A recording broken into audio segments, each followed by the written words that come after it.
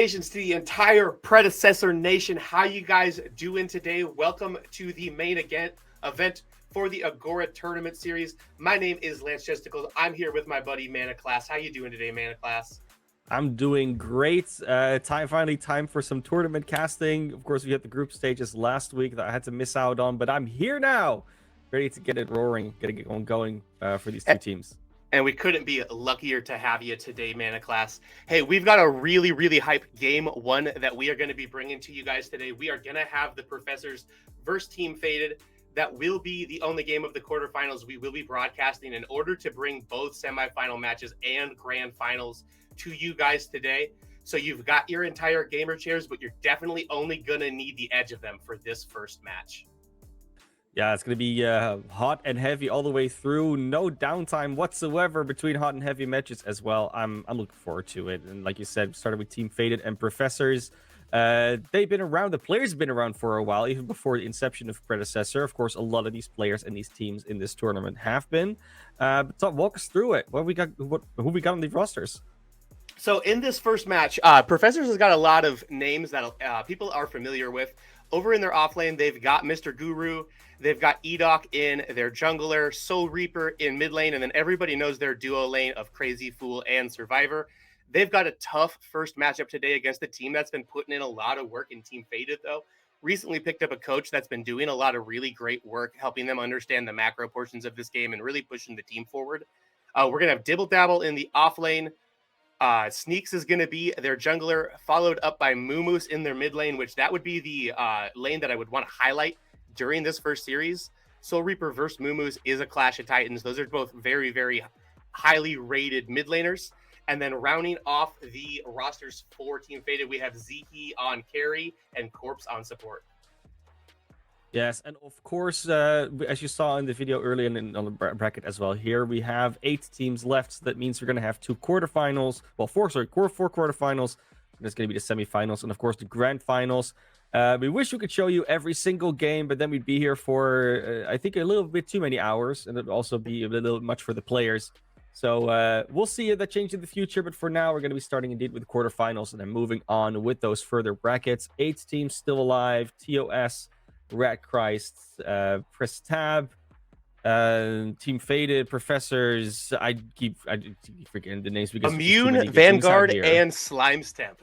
Yes, so the winner of these first series that we are going to show you is going to play the winners of Slime Temps versus Vanguard, and then the winners of Immune and Press Tab will play off against either TOS or Rat Christ Gaming. Yeah, exactly. So looking at that, we can start with the draft for the very first series already. I mean, how quickly can you get into action? Well, this quickly, because of course we got to start first picking and banning, see what every team wants to go with or doesn't want to go with rather. And as per predecessor, well, in the game you can actually have mirror matches. That is not possible in the Agora tournament series because, of course, we want to have as diverse of a game as possible. And it adds so much layer of strategy when you can't just double up on heroes. That's right. The ban as well is a decision that we made as a community. We took that out to the poll, let the players vote on it. We saw that in the group stages for this as well. There will also be bans within this. So a little bit of extra strategy goes into the planning for the teams as they are trying to pick the perfect composition to take down the core. Yeah, a little bit of extra information as well. We know there was a patch last week, which was amazing. Adds a new hero to it. Not going to be playable today. Just making sure that everyone doesn't have the stress of having to plan around another new character. So we're going to be running with the core roster that was added, that was before Shinbi was added. But of course, the balance changes did come through, so that might become relevant later on. Yeah. One of the biggest changes I'm looking forward to see is how teams have adjusted to the Fangtooth no longer being stacking the way that it is, and it now capping at that third buff. A little bit of an improvement to it with that 2% addition going up from 6 to 8%. But the Primordial Fang changes is what I am really looking forward to seeing. I've been watching and doing a whole lot of scrims with these teams over the last week, and the Primordial Fang changed the way teams were playing on the 21st when that patch was released. It's quite a bit different of an experience now. Yeah, instantly, things like mini prime that already be prioritized by a couple of teams becomes much more relevant because you don't have to worry about, oh, we have to stop this fang tooth. Oh, it's so important. No. After the third fang tooth is where you really see more priority on it, unless of course there was a full team wipe. But there is a lot more pressure now on multiple objectives rather than just the one that used to be the case. That's right. And But we're going let's to get get into into it. picks and bans. We're going to get Exactly. this tournament rolling right away. We're going to have Team Faded over here on the left side of our screen, Professors over onto the right. First ban's going to come out. It is Steel for Team Faded. Steel has always been a staple within the game. Just a lot of CC coming out of a character that is then also fairly annoying to actually eliminate, even when you don't get CC'd by them. It's the nightmare of squishies all around, even of tanks all around. Just if you cannot play your game because you're constantly knocked up, I can understand why you don't want that character in the game. And Muriel's going to be banned on the other side. That is something I'm expecting to see a lot. The team with second pick being the one to ban Muriel. Definitely trying to get that if you do have that first pick in the pick priority. Muriel is an absolute monster after this buff that she got in the last patch with those shielding changes, with the way that they scale, and with Wellspring being fixed. We're either looking to ban Muriel or first pick at most of the day from my predictions. Yeah, that's why we're going to be seeing the Richter now pick because, of course, Muriel not available anymore. Richter still does the same thing that Richter does, puts a carry out of position and just almost guarantees a kill on that duo lane. So still something to watch out for. Yeah, the mana cost has increased a little bit on that hook, but not something to be completely worried about at this level. Yeah, it was a pretty big increase, a 20% increase to the mana cost of his right mouse button in that I believe it is called Whiplash. Yes. And doesn't really seem to matter to these high skill players who are able to manage those pools and the mana pools very well and know not to just throw that hook out willy-nilly. So we do have the Gideon in the Rampage coming over for Professors. So that will be Soul Reaper on to the Gideon. Probably Edoc on the Rampage as well. So getting a nice front line built up for themselves. Yeah, not a uncommon duo to get going. Gideon still at the very top of the priority list in terms of mids. And Rampage, even though they got nerfed a little bit, still just one of the prime junglers to go for. Now see Drungo and Crunch on the other side. Crunch is one that we have had to miss for quite a while. That is right, but it does look like with a little bit of adjustments to his early game and the way that he scales, he is starting to come back into favor with a lot of these players. Anybody that was playing in the first month or two of this game knows how overtuned Crunch was at that time. Feels like he's in a really good balance space now where people can utilize that huge kit that he's got. Yeah, it's going to be a Gruxin and Narbash for the Professors. That we, of course, know that Narbash, even with the nerfs, can still put out plenty of support power. And then Grux coming in to round out that off lane or the jungle, depending on what they want to go for. Usually, we're pretty set on what they want to do. But in this case, there are some options. Yeah, pretty strong team fighting comp coming out of the Professor so far. They've got that big ultimate in the black hole coming out of the Gideon. They got the crash bang boom that can be going on underneath it, where you have to then make the decision whether or not you're going to target Narbash or target Gideon. Really good team fight draft coming out of Professor so far, especially with the Grux as well. Yeah, and of course, Team Faded just completing their roster, Chimera and Gadget. Nothing surprising coming out from that just yet. Mostly going to be looking at the surprising factor to see how that Crunch is going to work out, and the Murdoch for the Professors to finish off their rosters. So yeah, lanes seem to be very clear cut. Nothing really surprising in terms of role switches seems to be coming out. So I'm looking forward to see what these teams can bring out with these rosters against each other. Yeah, it's going to be quite the good game. I definitely think Professors has got a really good, as I mentioned before, team fighting composition. It'll be interesting to see the way that Team Faded is able to answer that. I do believe the Gadget is a very good pick into the Gideon. One of the things that you're looking for on Gadget is people to hold still so you can drop the Tesla Dome on them. And when Gideon is in Black Hole, he's standing still. So you just drop the Tesla Dome on him, put the little gate underneath him so that when he drops down, he gets rooted, and it's a great way to counter that play by Gideon with the big black holes. Yeah, similarly as well. Even when the black hole isn't up anymore, and Narbash just tries to run into the middle of your team, drop a Tesla dome. Narbash not going to be happy with the fact that he wants to stay close to everybody, but everyone wants to the Tesla domes. It's going to be a bit of a back and forth. Not as damaging as it is to the black hole, but still very annoying because at least Narbash can run away. But That is yeah, right. But as you mentioned, the team will probably scatter as standing inside that black yeah. hole.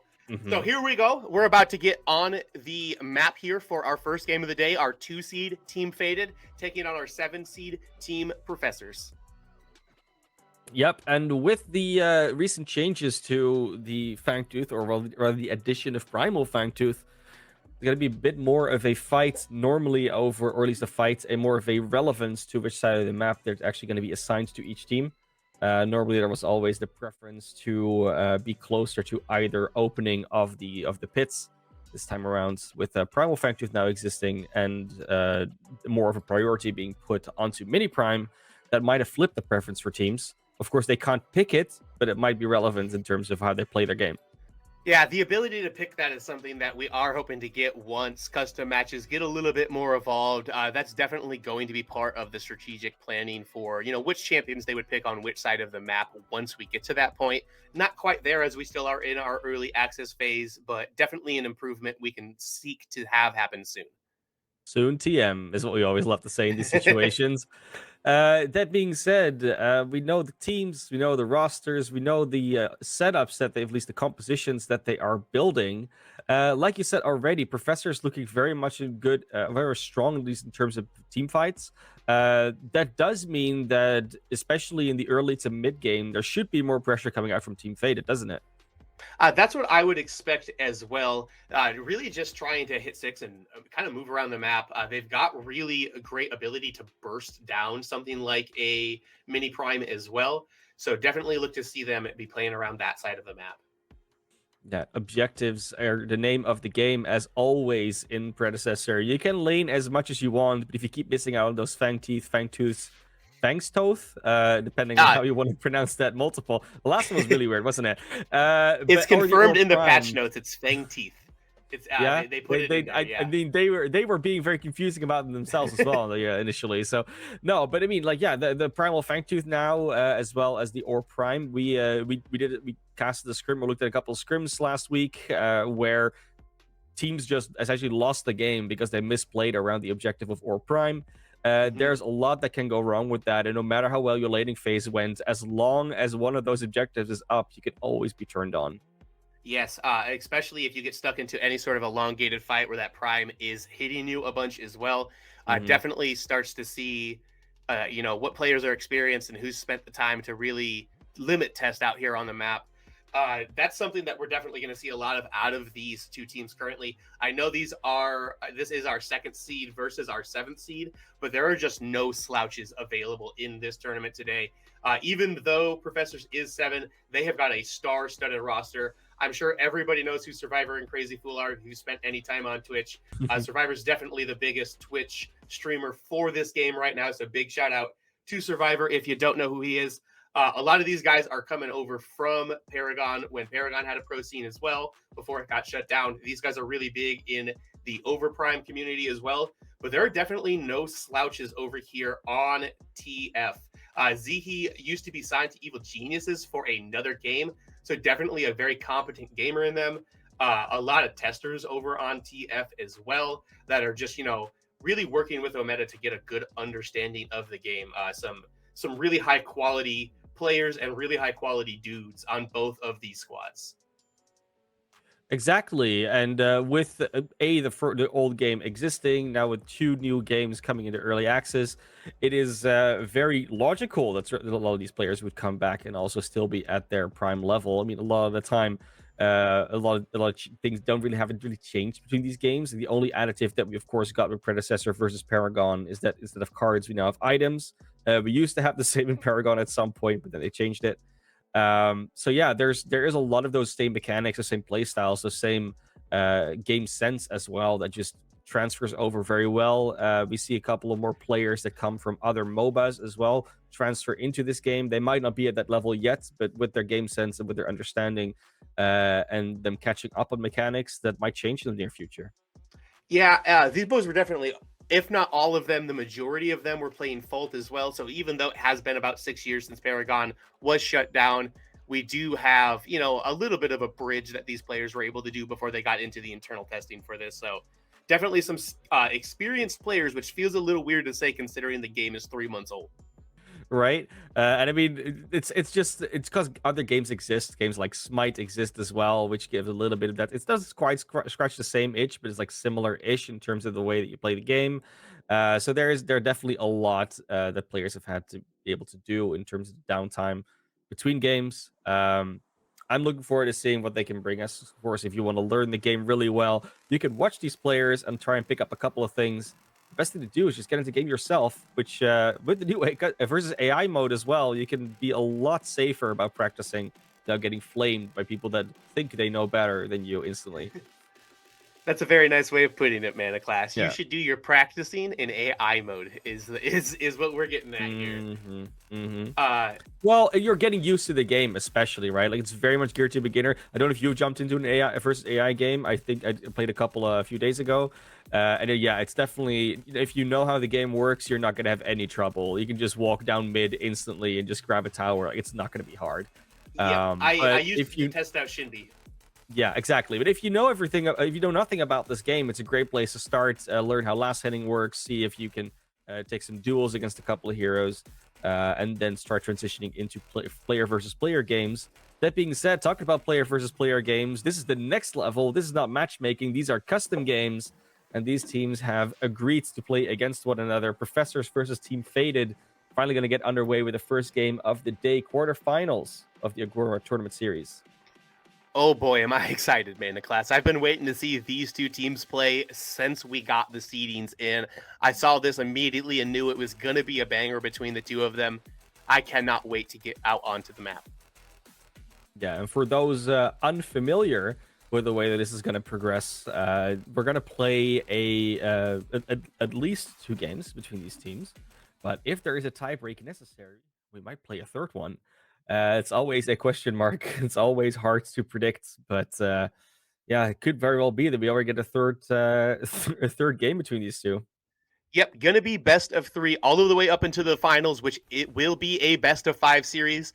So strap in, get your popcorn, get comfortable in your gamer's chair because we are about to get underway. Of course, also don't forget, sponsored by Headshot. Wake up your brain. Make sure that Wake you up your brain. always awoken before you get into one of these games, because otherwise you might be slacking and then you get a lot of flame from your team, which is always unfortunate and uncomfortable. You see Crunchway a little bit in the spawn, of course, here for Team Faded. Not Before we get too far into this surprising. match, make sure you put your predictions down in the chat. Let us know who you think is going to win, either TF Yep. or Professors. Go ahead and spam that down in there. Let us know what you're thinking, how you're feeling, who's got the better comp. Let's get going, guys. So just going to get a little bit of posturing down here. What we are seeing from Sneaks over here is he's going to ward his blue. So he's going to base around right now. Yep. So he dropped his ward while he's doing that. He's switching to Sentry now, and that's going to protect his blue while he does his first camp. He's going to be able to sentry his first gank, which is going to keep him safe for it. They did just see that ward drop on the map near the offlane side, so he's going to be able to sweep that if that's what he's looking to do, and then that's going to make his first gank potentially more successful for him. Yep, exactly. Now going over, starting on the dual lane here, of course, it's going to be Corpse with the Richter and protecting his Drongo as much as possible. See the little forward posturing here, also because the minions got pulled a little bit by Survivor and Crazy Fool. Yeah, this off lane is definitely where the strength of Professors comes out. This is a lane they really like to play through. Both Crazy and Survivor have just an incredible understanding of lane management, wave management, and macro. They are really, really complete players in their ability to just see the game as a whole. You're gonna have Corpse hiding in the shroud a little bit, making sure Corpse that they. plays on ultra wide mode. If any of you guys have ever watched any of Corpse's streams before, this guy's monitor is 3 feet wide. It's a really interesting viewing perspective when we get to the pleasure of seeing Corpse here. Yeah, it's a cool thing to have an ultra wide monitor, of course, especially if there's support for it in the game. Shouldn't really give them that much extra vision, but it's definitely an experience to play on an ultra wide. Got to do it a couple of times, but yeah, it's something to get used to. Already see the rampage coming out, the rock onto the Richter though. Gotta have to walk away here to try and survive. They'll be able to do so. Early able to leveling save the from blink as Eldoc. well. Definitely just trying to get at least the blink out of the Richter there. Not quite successful in that, as the Richter was far enough away that the Thunk could not follow up for it. So good little escape there from Zihi and Corpse in order to not give any pressure over. Yeah, And it's time just for like the that, river he's going to buffs. move to the mid lane to Mm-hmm. gank as well. So Edoc is just on a gank and rampage right now. No pun It's nice intended. timing. It's just really nice timing as well. Like you go for the dual lane just before the river buffs hit. Then when the river buffs hit, you move over to mid lane so you can make sure that your mid laner gets the river buffs they need, and you deny to the other one. It's I would say it's classic maneuvering, but yeah, obviously it's not always as easy. Still waiting for that first blood to come through between these teams. That could take a while. Yeah, I definitely expect, especially at the level that these two teams are at, for this first blood to potentially take a little bit as well, as we actually do see Sneaks is starting to make his way over to help his dual lane out with that gold buff. But these teams don't want to take any unnecessary risks. They're very disciplined players. You can't really expect them to take any unnecessary risks. Really only look to see that first blood come through when they know 100%, yeah, we got this guy. We got to fully commit. I got a little bit of a glimpse of the first item buy from Chimera coming out. Nothing too special, but of course, looking at what the other team is running, you could opt to go for a little bit more magic protection, not a gigantic amount of physical, especially well, other than the Murdoch, obviously, and a little bit of the Grux. Yeah, definitely going to be easy to prioritize what sort of protections they want to build against this. As once again, we do see Sneaks sneak his way into the mid lane, trying to get that gank onto Soul Reaper. Pretty hard to gank Gideon, especially when he's got that blink up on top of his portal, able to travel the entire distance of mid lane in just a flash. Gonna have to wait until that ultimate's online. You can actually lock him down for the jump, and it's always that thing with the Chimera. Like, do you use your jump to initiate? Do you use it to chase down when they use that portal or that blink? But getting the ultimate off onto a Gideon helps a lot. Just locking him down for a little bit, help your gadget get a little bit more of a target. Oh, and You got here another comes gank Edoc here on one the more duo. time. Gonna get onto Corpse. Does get a little caught up on the wall there. Interesting little bit of pathing. Good Nice pull. yank into the turret. And there is And here Chimera. There comes he does Mumus with the gadgets. roam. This is now a 4v3. It looks like 4v3. Team Faded might be able to Should get get at onto least the one. board. Edoc's very low, and so is Crazy Fool. The rad rounds aren't Oh, going to the be enough to blink. finish off the Narbatch. The blinks were just enough. There's still a bit of continuation under the tower, though. They're gonna immediately move over to the Fangtooth. They know the health bars are low, but on the other team as well. Like, look at Gadget. Look at their health bar. That's Oh, nice insanely gate low. there to keep Corpse alive. The Very chase good back, pathing. really good. Yeah, it just was a back and forth, and both teams narrowly getting away with low health bars as well. That's ridiculous. Yeah, Still no first blood. it did look like TF was thinking about trying that first Fang Tooth. They realized that Corpse and Mumus were pretty low and needed a little bit of help getting out. Decided to move away from that. Great idea. Something for anybody watching from home. Don't commit to any of your calls. They can be wrong sometimes. Be willing to be fluid like water, like Bruce Lee always says to people, and realize, we don't have what it takes to finish or start this Fang Tooth and then peel off of it. A great adaptation from TF there. Yeah, it was a great adaptation. That being said, though, they did ultimately make two different choices at the same time. And when you see that happen, when teams sort of start splitting and not doing the same thing, sort of as a team, that's usually when you see problems rise later in later stages. So we'll see if that actually becomes a problem in team fights and in other rotation situations. That's actually a really good point, Mana Class. Thank you for saying that. Yeah, it's just one of those things, right? Like we see that Professors has a very strong team fight composition or team fight oriented composition, so it might still work in team Fated's favor, playing a little bit more individualistically. But if these things keep happening, like they're making the moves, they get the first blood on the Richter finally.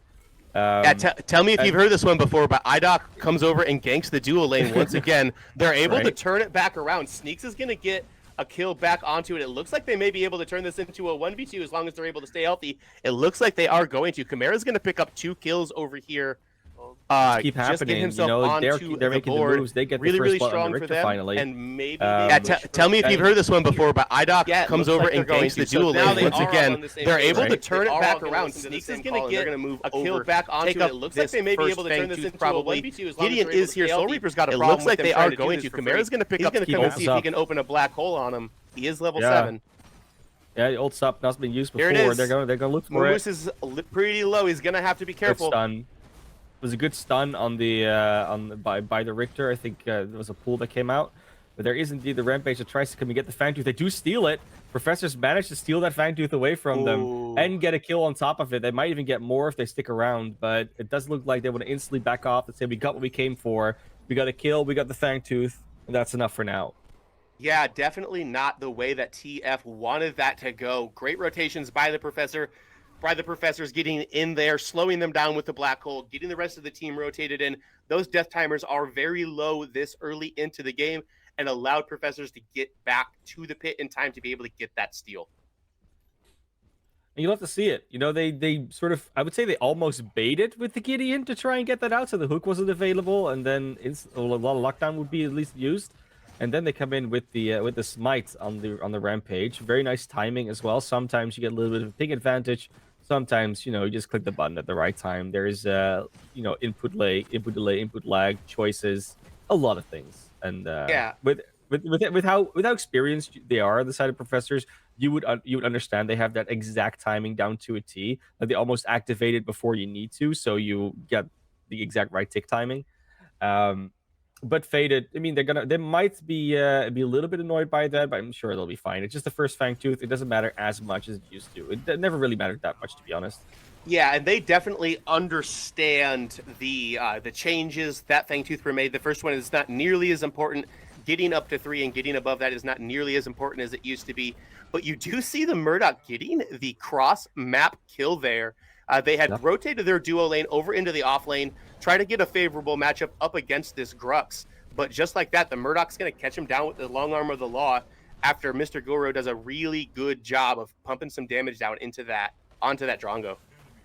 Yeah, the run from the Chimera wants to get it back into the tower. It's not going to happen this time around. That's going to be elimination on the duo lane once again. Now they're fighting on the off lane, though. Yeah, it does look like they are aware of the lane swap. Over. Yep, they're going to keep the pressure on their strong side of the map, and where they've got those advantages at. They were able to get that pick off onto the Rungo, so they know they've got an advantage here, and they are looking to press.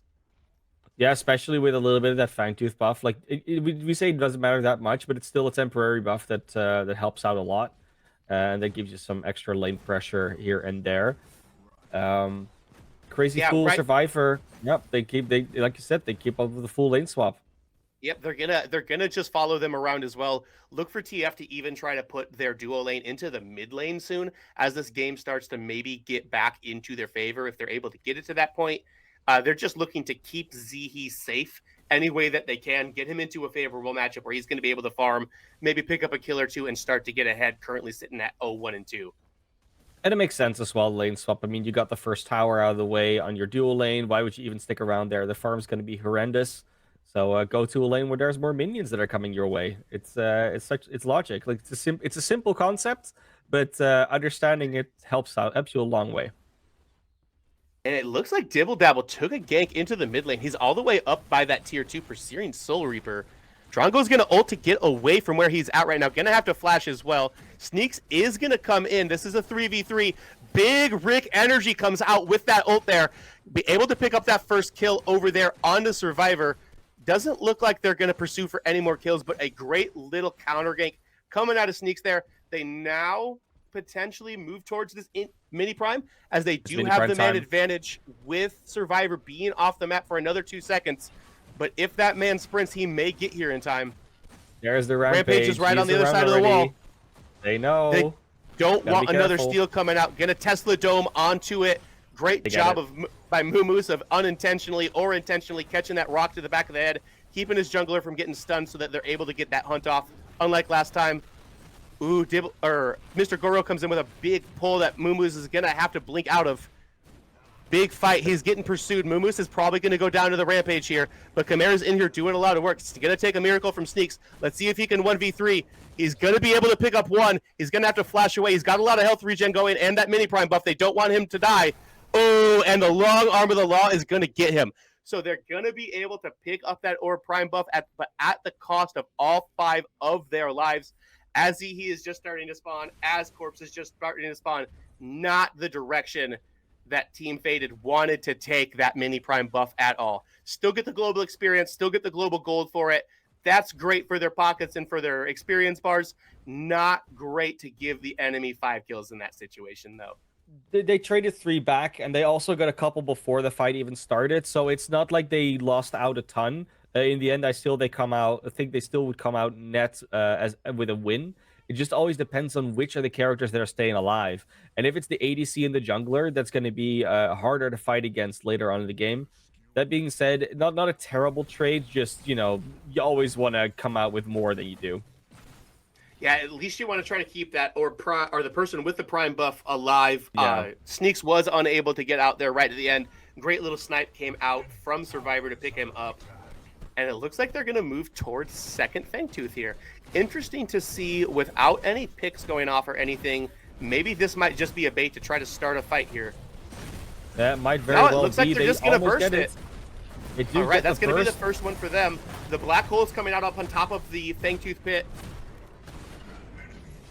Another, what's looking to be another good team fight for Professors there. Team Faded is able to pick up the consolation prize in that first Fangtooth, get the 50% addition to the jungle buffs, but once again, at the cost of 2 of their lives. Yeah, it always looks, and again, you got to look at who are the ones going down. Luckily, it's the supports. Also, the mid laner, you can see the Gadget is so far behind on the Gideon in terms of experience. Not even close to that level 9. Soul Reaper already at level 10. That's not what you want to see if you are on Team Faded at the moment. There is time to grab it back, and Gadget doesn't have to be central in team fights most of the time anyways, but it's still something that is worrying if that keeps continuing this way. Yeah, Mumus has spent a lot of time roaming while Soul Reaper's had a couple good roams of himself, but he's just had more time to grab some of those river buffs. He's had more time to just farm up a couple more lanes. 1v2 is going to get started over here by Sneaks, going in onto Crazy Fool and onto Survivor, but it does look like Dibble Dabble is here to give him a hand. Corpse is going to show up as well.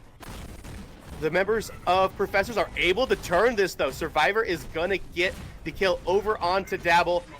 He's also going to get the Richter as well, so great rotation out of IDOC there, getting over into there to protect his duo lane. Once again, that Rampage is close to the Narbash, close to the Murdoch, exactly where he needs to be for the strongest lane that Professors has. Yeah, that Narbash healing might have been nerfed, but it was still super effective in that particular engagement. Great play there from, especially from the supports. Keep their carry alive and healthy. He's diving the turret! Re-engage. He is. Gotta get the elimination. Reaper gets the solo kill onto Zihi there in the mid lane on the Drongo. Not a whole lot of health built onto ADCs, and Soul Reaper is absolutely smashing people with those space rocks he is dropping right now. Definitely looking to become a huge problem on this map for Team Faded. And Team Faded, they, obviously we talked about their win condition, right? Like at least their play style. We were definitely expecting them to be a little bit more aggressive and more dominant in the early game, and even into the mid game. But then mid game is very well started, and because laning phase is as good as over. And you can just tell that Professors have not lost too much early in the game, and their team fight potential is starting to shine through.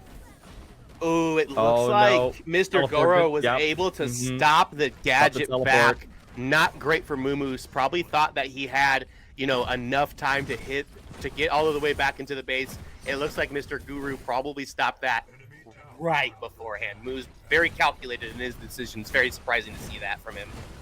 Assault into the mid lane tower here. They got to be careful, though. There's a couple of players coming from the right lane and from the right jungle. There they are. L-Doc, Crazy Fool as well. The Rampage is on their way. This is going to be a hard one, but they do get away on time. They do realize they had to back off. They just did a bunch of damage to that tower, so at least they're evening up the mid lane tower damage a little bit. Gets a Pharma wave. Not too bad for Faded. At least not losing anybody, which is has been a problem in the past. One of the advantages I was just about to mention that Team Faded does have in this map, which is now canceled. They were up one tower, but it does look like Mr. Guru was able to get that right side one. As once again, we're going to see Zihi fall in the mid lane here. Just a whole lot of damage being pumped out from them. Not a whole lot of survivability on Drongo, even though he does have that ult to keep himself safe. Just picked up the pacifier, it looked like, as well, to get even another dash out there. He's got the iframes on his ult as well, but still just not able to survive these tower dives that they are putting out into the tier 1 here on mid, as Professors are not afraid of anything in this game right now. Say turret, schmurret, we're jumping in. Right, another thing that's worth mentioning is something that we talked a little bit about in the draft. Like Crunch is potentially coming back a little bit, but it's not really working out this game so far. Might be something they're regretting mid-game, as they try to scrimmed it against other teams. It was working, but so far Professor seems to have the answer against the Crunch. Hasn't really joined fights too much because, of course, as an offlane you do stay out of those fights early game. But it's definitely getting to a point where the Crunch is going to start having to pulling his weight. I completely agree with you. And then Soul Reaper is able to get a little bit of split pushing out there, take the tier 2 over in the left side of the map for Team Faded. So they went from being down one tower to up one tower in a matter of 2 minutes here. You can really see the strength of the Professors with a bunch of this gold that they've accumulated really starting to make its appearance onto the map with the objective starting to fall. That's not just one tower, it's 2 towers. Now it's 3 towers. Sneaks takes the portal. Yeah. Gets the gets another one. That's a mini what a play by Soul Reaper there. Really, really sneaky there. Sneak is able to pick him up, but really cool there by Soul Reaper to jump down there, have him follow him, portal back up straight into the black hole. Very cheeky of him. Not really the hero to do that against, but he saw the rest of this team coming, thought he might have been able to live. Not going to happen this time around. Very low characters on this side. The Tesla Dome doing its job. That's going to be the Narbash going down. Bye-bye. Gadget's still able to dress everyone as fancily as possible and then send them on their way. Fangtooth will also be picked up by Professors. They're just taking all the objectives at the moment. Gotta get Dabble to push forward a little bit further, though. To be able to probably take out this tier 2 before the Grux can do anything about it. So there is a little bit of split push to value that they're getting. Yeah, with 10 minions in there, able to pick up that tier 2 as well. Gonna even the turret score up in the game here for Team Faded. Do what they can to keep themselves in this, as it does look like Professors was able to pick up their second Fangtooth as well. So now the moment everybody has been waiting for, in 5 minutes, I guess. Primordial Fang will be on the map. We'll be able to see those changes and see how teams prioritize that and how it affects the map. It's definitely going to be a priority for both teams, especially now that Mini Prime is gone. Mini Prime, the second one, was picked up almost just a little bit before that Fangtooth. And no one's going to go for Prime this early, usually. It's a bit of a risk, especially because of all the damage it takes. So unless you get the full team wipe, the respawns are usually too short to really risk it for the biscuit. But some teams might still want to do it. 20 minutes, 22 minutes. It's not out of this world. From what I've seen, teams do typically like to have a pretty comfortable lead to take that straight at 20-minute not Fangtooth, I apologize, or Prime. But it does happen sometimes if they know that they've got the vision control and nobody can see them. We do see Professors starting to make a move towards it, or are they just pursuing Gadget here? Now the Rampage is going to come around as well. It looks like they are trying to posture for that or Prime fight. And they've got the inside track as Team Faded has had to retreat down into their mid lane. Sweeping out the vision there. Crazy Fool's got those that upgraded crest that's going to give him the wards that also sweep. Good stuff there. And it looks like, yeah, they have started the Orb Prime. It is time for Team Faded to get in there. They cannot give this up. 3K. But it's low health. Moomush just gets obliterated. Nope. Chimera nice try by Sneak there to get in there. Goes straight up there onto the Murdoch, though. A lot of damage coming out. Doesn't quite live. And the Black Hole is beautiful. Gets a double kill. Richter going down with the 4K. This is almost certainly a very big moment. This might be where this entire game falls apart for Team Faded. Just had Dabble split pushing the tier 2 onto the dual lane. But that's really not going to be enough anymore at this stage, as Professors are starting to run it down mid. Gonna get their tier 2, probably an inhibitor as well. 20 seconds is plenty of time to work with. Another base stoppage over by Professors. You see Dabble take the right click from Gideon as he was trying to base. That at least slows him down 7 seconds. Now the pursue as well. They're going to try to get onto this inhibitor and try to end the game. Right now, Soul Reaper's job is just to keep Crunch from basing, keep him from being able to get back and defend. But Professors is looking to chase or to end this game. A couple of people are going to respawn for them, so maybe not quite the game as the death timers aren't long enough. Sorry for the hype. I got excited there for a second. Yeah, no, I was thinking really, I think that's a bit too much to end already. A little bit too much. Yeah. I wasn't watching the death timers because I was really enthralled by if Dabble was going to escape or not. Pretty hard to run away from the Gideon, but even harder to catch a Crunch with that forward crunch into recrunch. He moves a very, very long way. Yeah, he moved a long way, but not long enough. Eventually go down. Got caught out in the escape, but at least the towers, they are not too far apart. Like obviously missing that inhibitor on mid and then still having a tier 2 up there on the other side is not ideal, but they do still have the advantage on the offlane. So at least there's that. Team Faded can still come back from this. The Primordial Fangtooth is going to be a big part in that though. It really is. It doesn't buff the minions up the way that Prime does. However, the buffs that it gives to you with that burning on hit, if they're below 20 or if they're below a certain percentage, doing even more percentage health burning, it's really, really big in turning team fights. It can take a team that's a couple thousand gold behind and put them at the very minimum even into a team fight. Really, really huge 2-minute buff when that Primal Fang does get put onto somebody. Looking now straight up to mid. That's Team Faded going to try and make too little pressure. The entirety of Professors are on the off lane, though, making sure that they get that tier 2, put a little bit more pressure on, even up the map in that sense. But there's a lot of damage that has to come out through the mid lane if they want to equalize this. It looks like just to be a base race competition almost. Faded, they are going to back to base, make sure that they can defend that. I don't know if they're going to be able to, but this is definitely going to be it. Yeah, it would be hard to win that race against the Prime buff on them with the inhibitor down as well. They are looking like they need to get back and just try to keep this left side inhibitor up, but it may be a little too late for them with both the Gadget and the Crunch in spectator mode right now. Oh, a big thunk comes out on to Chimera. He's going to use his E to cleanse it right away, but Professors is moving in towards the core. The core's down to 40%. They're going to get out there, do everything they can to keep them off of this. The core is starting to hurt them. They still have 3 minions in there, though, so they're going to be able to get a couple more shots off, and that is going to be game 1 for the Professors, being able to get a pretty clean performance out of them. Yeah, as soon as those heroes went down, especially the Gadget on the offlane, as soon as they go down over there, those death timers are going to be a little bit too long, going to push through the inhib into the core. That Prime buff is just so powerful at that stage. And unfortunately, that Faded didn't quite have what it took to get into the pit, steal it, or contest the Prime at the moment that they needed to. But yeah, a lot of that came down to sort of draft execution. I mean, again, we said it before. They need to win very sort of convincingly, at least have a good advantage in the early to mid game. And Professors held on to a fairly even state for quite a while. And then their team fight power just came through. We talked about it in the draft lobby. They drafted a super, super strong team fighting composition. And what happens around objectives, man of class? Well, team fights. Exactly. Yeah. So if you draft a good team fight composition, you've got good chances of getting objectives. If you get objectives, you have a good chance of winning the game, especially if you're able to push for those 20-minute or Prime buffs, because the enemy team's not necessarily to a spot where they've got the wave clear to deal with those buffed up minions around the 20-minute mark. Just a really well executed game there by Professors. Yeah, very well executed, very well done. Nice draft into a proper team fight oriented gameplay. And well, that was game number 1. And obviously they still need to win another one to get it through. There's plenty of space to come back for Team Faded. Before we're going to see them do that, we're going to throw it to a quick break, so don't go anywhere as we load into game 2.